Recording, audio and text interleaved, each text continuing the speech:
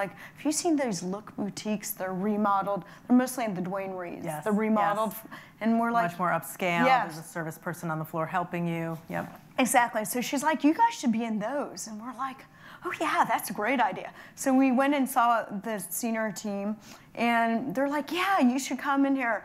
And this was our old prices. And my line at the time, same products, same packaging, same ingredients. Like Light Up was $165. The kit was $165. Mm-hmm. Now my serums are both $45.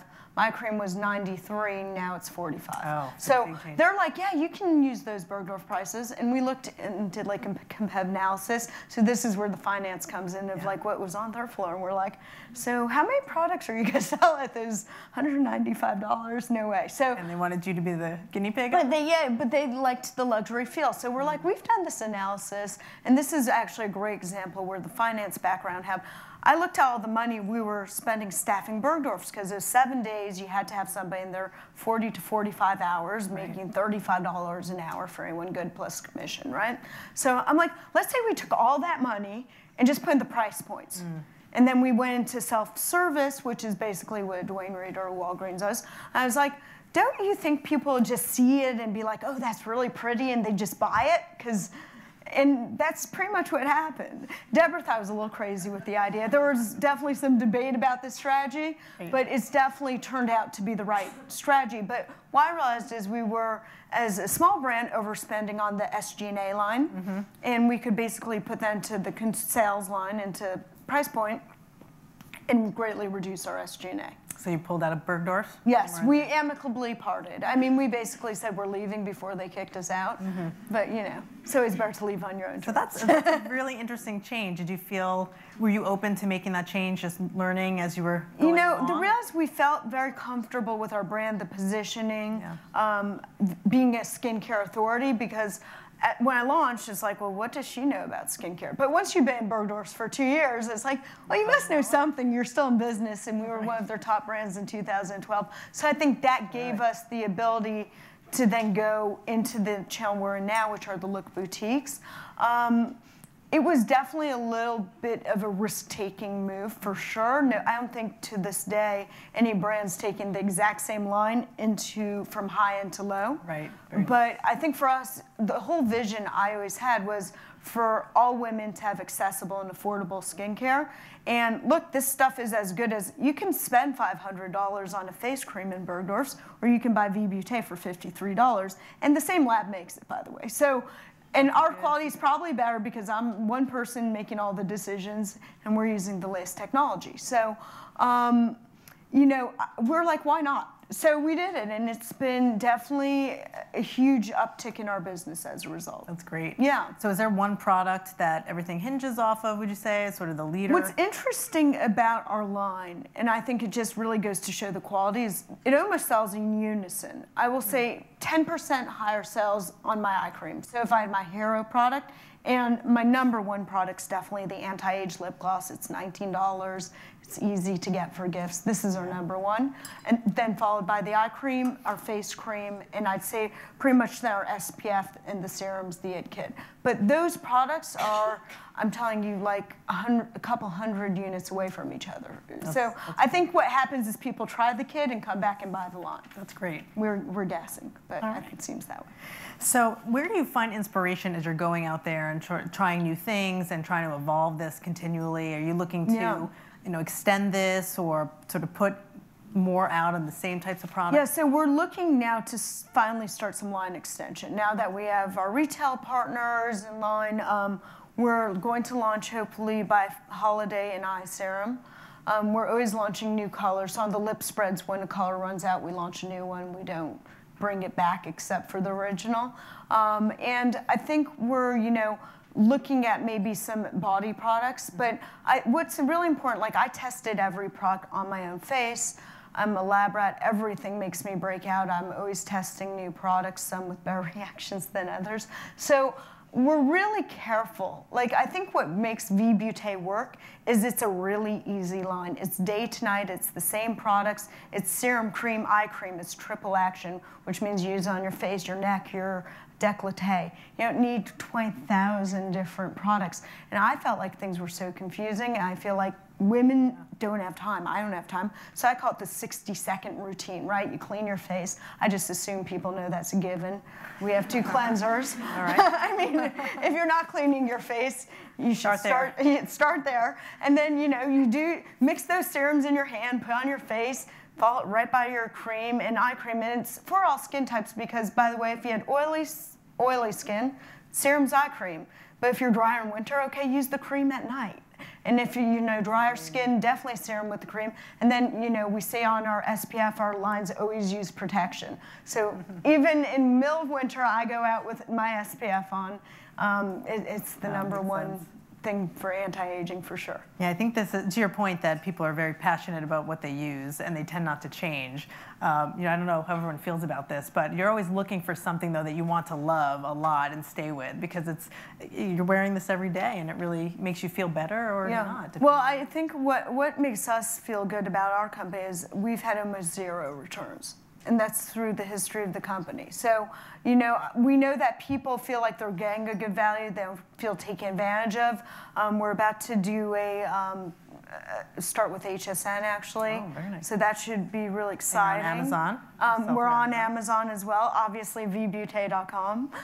And, I think like near here, we're at the Look Boutique on 57th and 3rd, should you be bored. That is great. So who do you use as your role models, your mentors now? Do you have a board of directors for the company or a personal board of directors? A lot of people, when they talk about career advice, they talk about getting their own personal board. Do you use things like that? So I know this is going to shock most people. I share an office with my husband. And we're coming up on our 10th year anniversary. So, congratulations. I think there's definitely a lot of chatter that we have with him, back and forth bouncing ideas in terms of like a personal board. In terms of sort of an advisory board, we do have one, includes some of our investors. Actually, Jeff Walker, who is the former chairman of JP Morgan Partners, the CEO of Ukes is on it. So we have the guy who runs WPP, Michael Berland. So we have people who are sort of in and out of the industry, very influential, who can give us sort of outside points of view, which I feel is not very in the important. retail or beauty industry. Yeah, but always talking obviously to, I feel like industry people like Leslie Blodgett and people who we've met through this. Deborah's excellent Rolodex from the Estee Lauder days. So we're definitely always getting views. But I think part of having your own company is you do want to do things differently. Right. And to just be another Estee Lauder or another giant company, that's not that interesting. Right. So, we like to purposely sort of go a little bit against the grain. Yeah. Hence why I'm wearing my purple leather pants. I remember the suit days, by the way. I don't miss them. Purple suits, maybe. Yeah. So is working unofficially with your husband something you recommend or stay away from that? It definitely works for us. Funny enough, couldn't imagine another way. I mean, we are definitely on opposite ends of the office. So close, but not too close. Good.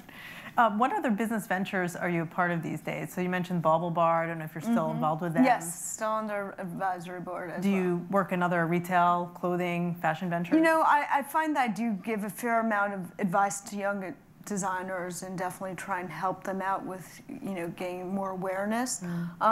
Definitely, I'd say most of my other stuff's either with school or philanthropy in terms of, other outside VBT jobs. Can you pull them together so that there's a common theme there? Well, yeah, probably. So I'm on the FIT's board, the Couture Council. I'm actually going to be chairing their lunch. So that's like a job in itself, by the way. I just chaired one for 92Y. My daughter's just started kindergarten, so that I'm sure it'll be its own endeavor. Also New Yorkers for Children, very involved with that. And the Whitney, the Museum of Art. So very into fashion and art, things that, I used to be on like 1,000 different things, and as time goes on, you realize you have less and less time, so you really need to focus on a few things that are meaningful and give it your whole effort. That's a good point. So the prioritization, especially as the work commitments, the family, everything adds up. Did you find that was easy? Was it hard to say no? You just become, I feel like the more things you have to do, the better you are in terms of time management. But that being said, there could always be extra hours. Oh, especially when you lose an hour, daylight savings. So, And when you think about the company you launch and your career, are there things that you're very proud of? What accomplishment stands out in your mind as something you're I feel like for us, the road is ahead. We don't really rest on our laurels.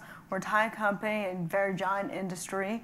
Our goal is to make it into a multi-billion-dollar company, and we have a long way to go. So, every day, every party, I have some V-Butey samples. I'm, talking to random people in elevators, telling them the 2-minute pitch and giving them a lip spray or whatever I have in my pocketbook. So, the mission never ends. It's a crusade. So, how do you find with your marketing efforts? Do you like to use celebrities to also be endorsers for your product? Yeah, so we definitely use makeup artists and celebrities who love our product. We see products a lot. It's not just one. We have many celebrities who are fans.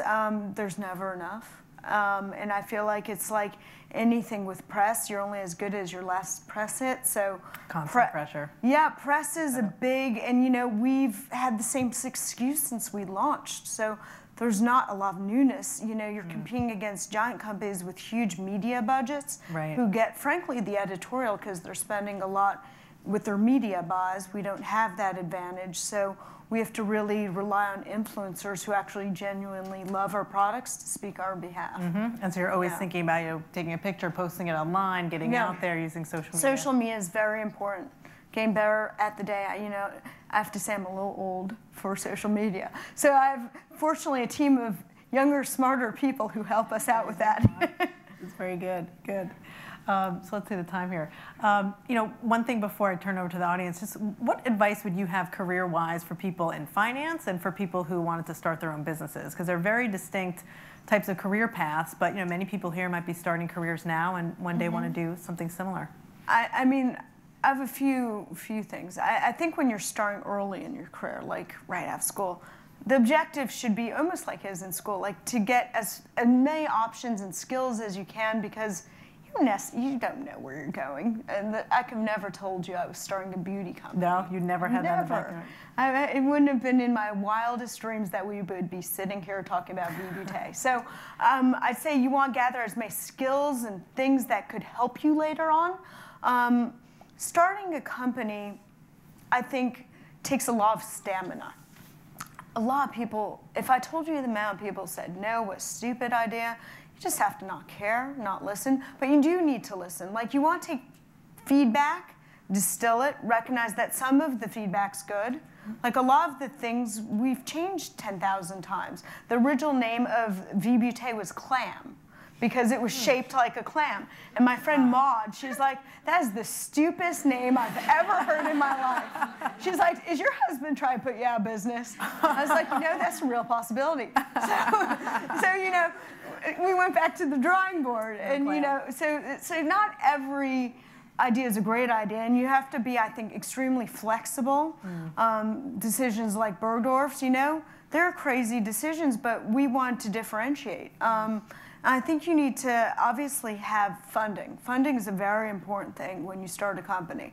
So fortunately, I, through my finance days, had a very nice Rolodex of people who were very eager to invest in something, even if it was a random skincare idea, due to sort of my relationship through my finance days. But and did you build that role? Did you maintain that over time? Of course. I think when I was young, they always criticized me, you network too much. Like, you guys, keep that Rolodex. Less focused on your Rolodex and do more of the modeling. But the reality is your Rolodex, as you get older, is sort of everything. It really has. And a lot of the people I met even earlier on in my career, like the Jeff Walkers of the world, have been very influential through my entire career. Right. Still talk a lot to Israel Englander and other people. So I think keeping relationships is very important. That's great. Yeah. Do you always have a tough skin? You seem like you always had that confidence to take the feedback and just plow on, drink the sake. It's funny, my daughter's 6, and sort of like we were at the, where you go as parents and you go and watch the kids, and all the kids want to go downstairs that way, and she went that way. And I'm like, oh my God, this is my child. So like, I think it's fair to say I always have gone against the grain, never really cared that much. Probably as I get older, I care less, which can be good and it can be bad, So I think though, persistence to do anything and do it well. You have to really think, what are your goals? What do you want to do? What's your vision? What's your career path? And not really care so much about necessarily if a bunch of people think you're doing the right or wrong thing, as long as you're not harming other people, right? But listening to yourself, your internal compass. That's great. I think it's important. Thank you.